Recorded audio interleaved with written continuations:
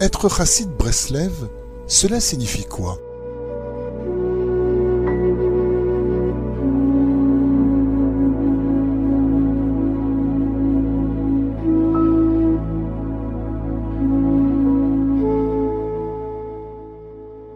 Bien entendu, un chassid suit les halachot, les lois juives, telles qu'elles ont été définies par le Shulchan Aruch.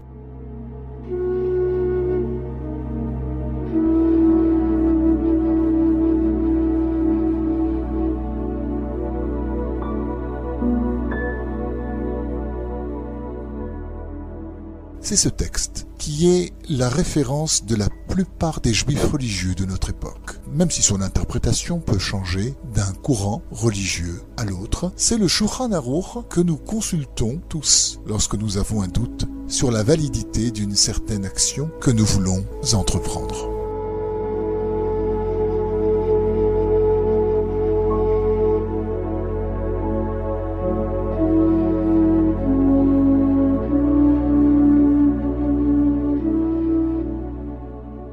La vérité est que la majorité des Juifs qui suivent le Shulchan Aruch n'est pas chassidique. Leur tradition vient plutôt du courant lituanien. De fait, c'est en Lituanie que les masses juives habitaient depuis le XIIIe siècle, et ce, jusqu'à la Shoah.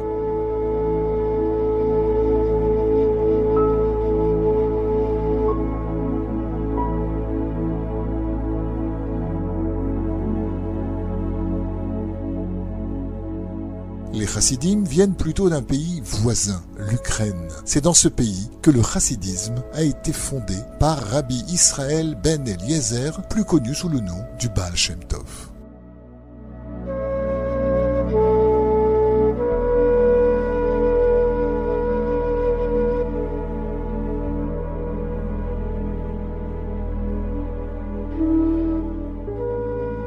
En hébreu, le mot chassid signifie être pieux. Sa racine vient du mot chesed, qui signifie amour. Ainsi, être chassid, c'est mettre la piété et l'amour des autres au centre de notre vie.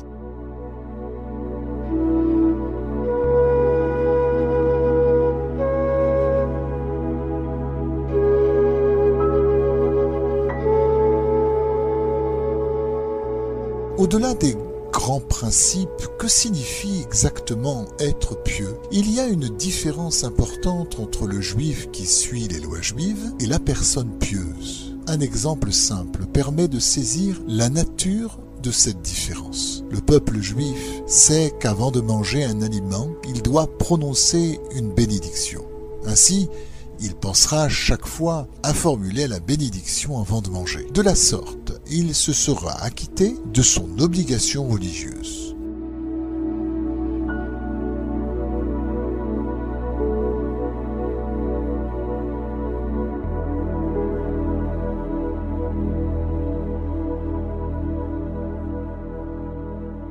Selon cette approche, la bénédiction représente une clé qui permet de rendre autorisée la consommation d'un aliment spécifique. Le chassid, d'autre part, considère la bénédiction comme un moment important en tant que tel. Il perçoit celle-ci comme l'occasion de parler à Hachem et de lier un acte simple de la vie, la consommation d'un aliment à la sainteté. Selon le chassid, manger devient ainsi un acte religieux qui le rapproche de Dieu.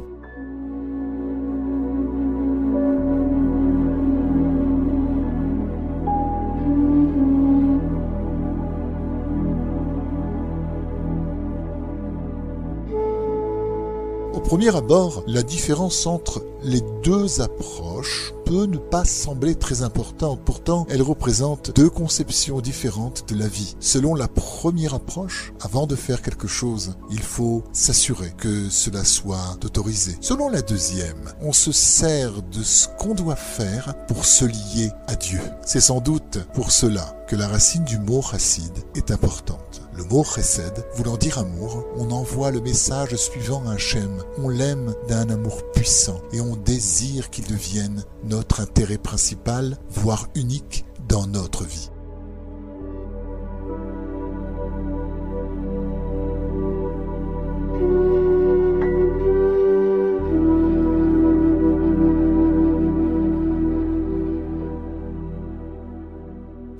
pas une autorité que l'on respecte avant de faire une action spécifique, mais notre Créateur, que nous aimons et dans lequel nous souhaitons être inclus à chaque instant de nos journées.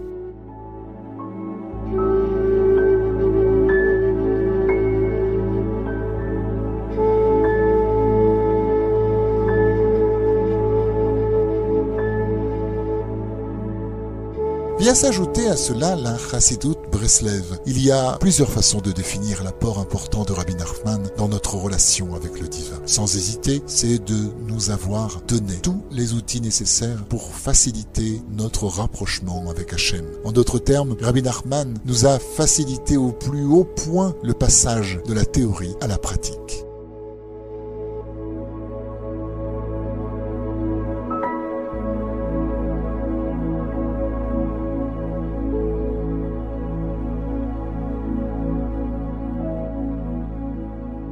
Les outils principaux de Rabbi Nachman de Breslev sont connus, la joie et le bonheur de vivre, dans toutes les circonstances, sans oublier, il peut des doutes, la prière quotidienne faite dans notre langue maternelle. Les personnes qui s'attachent à l'enseignement de Rabbi Nachman sont assurées d'avoir un chemin vers le divin plus simple et moins encombré de difficultés.